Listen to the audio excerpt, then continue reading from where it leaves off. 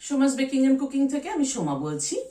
আজ আপনাদের সাথে শেয়ার করছি রুটি পরোটা খাওয়ার জন্য একটা ফুলকপি দিয়ে ডিম দিয়ে একটা তরকারি। কিন্তু ডিমটাকে আমি অন্যভাবে ব্যবহার করেছি। কিভাবে কখন ব্যবহার করলাম চলুন তাহলে দেখতে থাকি। এখানে একটা ফুলকপি নিয়েছি, ফুলকপিটা প্রথমে কেটে নিচ্ছি। ফুলকপির ডাঁটাগুলো দিয়ে কিন্তু ডাঁটা চচ্চড়ি দারুণ হয়।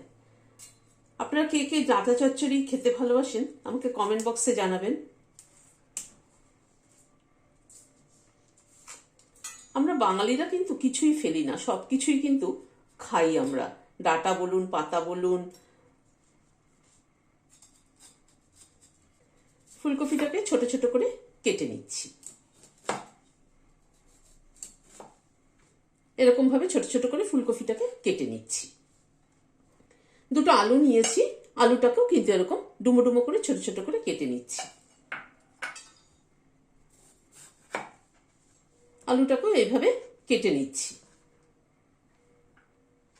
ফুলকপি আর আলুটা কেটে নিলাম। এবার চলুন তাহলে রান্নাটা শুরু করি। কড়াইতে জল ফুটছে, নুন দিয়ে দিলাম হাফ টিস্পুন। ফুলকপিটা দিয়ে দিচ্ছি। ফুলকপিটা একটু ভাপ দিয়ে 2 মিনিট একটুখানি জলে ফুটিয়ে জলটা ফেলে দেবো, কারণ ফুলকপি সবসময় একটুখানি ভাপ দিয়ে নিয়ে খাওয়াটাই ভালো। আর তাছাড়া অনেক সময় পোকাও থাকতে পারে, ভাপ দিলে পরে হয় কি পোকাটাও বেরিয়ে যায়। যদিও এই ফুলকপিটা খুবই ভালো ফুলকপি, এটার মধ্যে কিছুই পোকা টোকা নেই।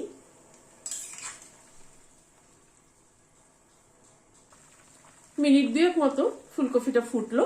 এবার গ্যাসটা বন্ধ করে দিচ্ছি, দিয়ে ফুলকপিটাকে একটা স্ট্রেনারে ঢেলে দিচ্ছি। ফুলকপিটা ঢেলে দিলাম।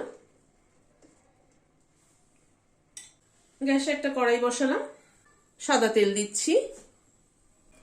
তেলটা গরম হওয়ার পরে গ্যাসের ফ্লেমটাকে কমিয়ে দিলাম। কালো জিরে ফোড়নে দিলাম। একটা কাঁচা লঙ্কা মুখটা চিড়ে দিয়ে দিলাম, আর হিং দিলাম হাফ টিস্পুন। ফোড়নটাকে একটু ক্র্যাক করিয়ে নেব, গ্যাসের ফ্লেমটাকে কম রেখে। কালো জিরে কাঁচা লঙ্কা আর হিংয়ের ফ্লেভারটা কিন্তু দারুণ। যে কোনো মাছের ঝোল বা যাই রান্না করুন না কেন কালো জিরে কাঁচা লঙ্কা ফোড়ন দেবেন, দেখবেন গন্ধটাই দারুণ সুন্দর আসে। কিন্তু প্রথমে আলুটা দিয়ে দিচ্ছি। আলুটা আমি একটু বয়েল করে নিয়েছি। আলু আমি সবসময় একটু বয়েল করে নিই, তাতে হয় কি আলুর মধ্যে যে স্টার্চটা আছে সেটা চলে যায়।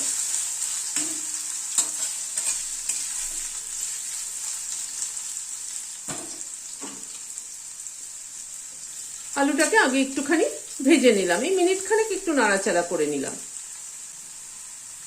এবার ফুলকপিটা দিয়ে দিচ্ছি।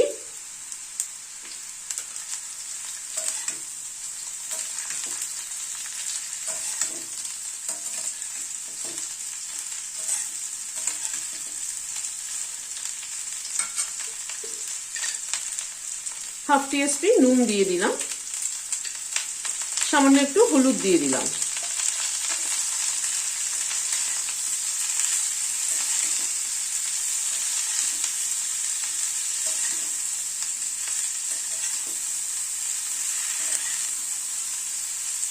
নুন হলুদ দিয়ে ফুলকপিটাকে একটু ভেজে নেব। ফুলকপিটা ভাজা হতে হতে একটা পেস্ট তৈরি করে নিচ্ছি। দুটো টমেটো কেটে দিয়ে দিচ্ছি গ্রাইন্ডিং জারের মধ্যে।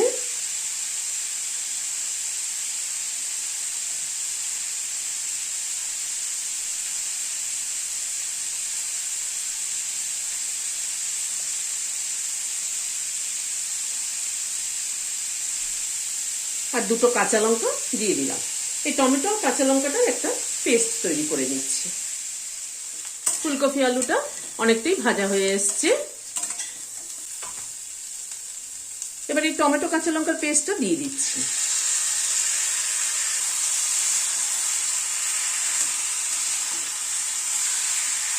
কোনো রকম গুঁড়ো মশলা ব্যবহার না করে, মানে অত্যন্ত সাধারণ জিনিস ব্যবহার করে একটা দারুণ সুস্বাদু কিন্তু রুটির তরকারি হচ্ছে এটা। 1 চামচ চিনি দিয়ে দিলাম।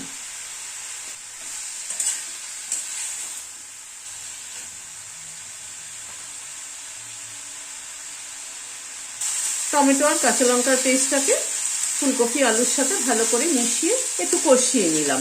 মিনিট 2 সময় ধরে একটু কষিয়ে নিলাম যাতে টমেটোর কাঁচা গন্ধটা চলে যায়।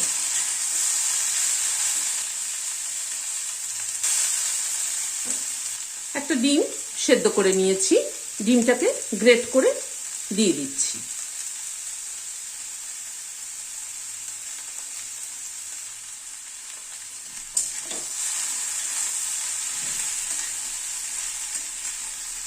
ডিমটাকে ভালো করে একটু ফুলকপির সাথে মিশিয়ে দিচ্ছি।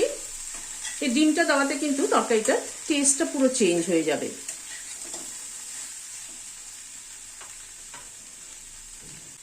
এক চামচ এখানে সবজি মশলা দিলাম। বাজারে বিভিন্ন কোম্পানির সবজি মশলা কিনতে পাওয়া যায়, সেই সবজি মশলা 1 চামচ দিয়ে দিলাম।